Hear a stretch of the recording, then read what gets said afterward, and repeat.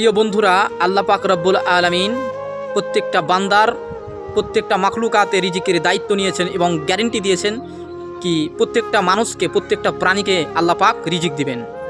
তবুও কিন্তু আমরা রিজিকের জন্য চিন্তিত, কালকে কি খাবো, কি পরবো, কি হবে এ নিয়ে চিন্তিত।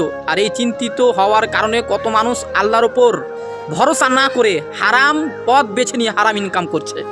অতএব আল্লাহ পাক বলেছেন যতটা রিজিক দেওয়ার আমি তোমাকে দিব, তুমি চিন্তিত হও না। কিন্তু আল্লাহ পাক বলেছেন কাকে ক্ষমা করব কি করব না এটা কিন্তু আল্লাহ পাক গ্যারেন্টি দেয়নি।